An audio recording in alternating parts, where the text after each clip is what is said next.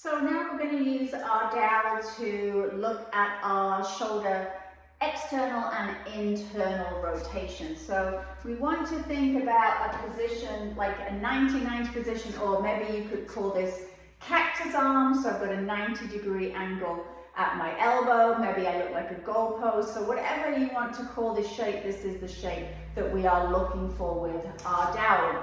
So you're going to again have your back against the wall. So we're still looking for the same contact points against the wall. So back of the head, back of the shoulders, shoulder blades, and the back of the pelvis.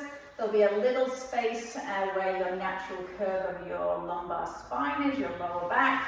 So we're not pressing our back into the wall.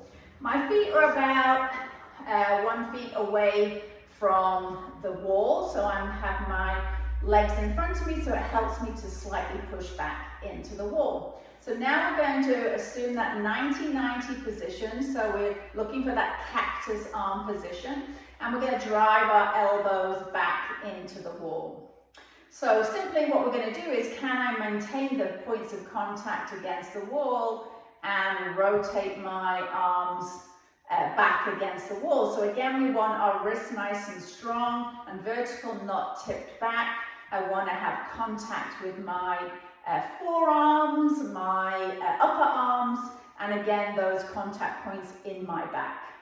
So if I could do that with ease, I would give myself a 3.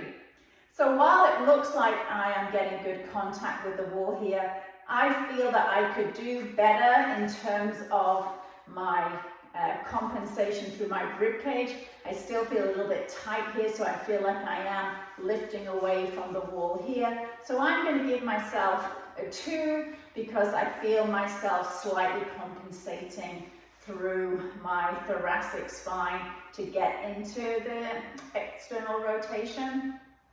If you had pain or discomfort, but you could still do the position, you would score yourself a 1. And if you were not able to get into the position, maybe you could only get to here, you would give yourself a 0 for now.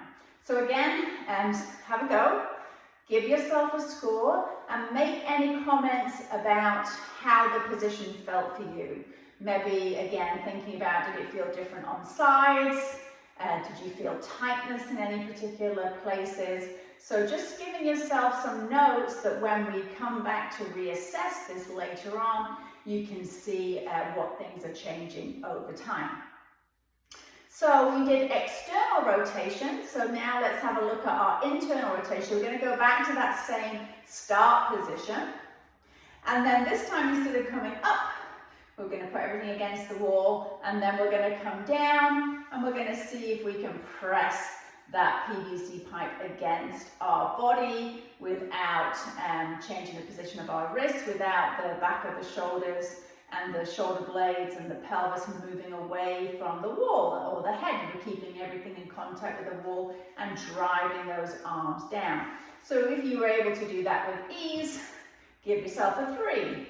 If you felt that you were compensating, so you've really got to be honest, were you compensating in any areas? Were your elbows dropping? Were your wrists dropping down?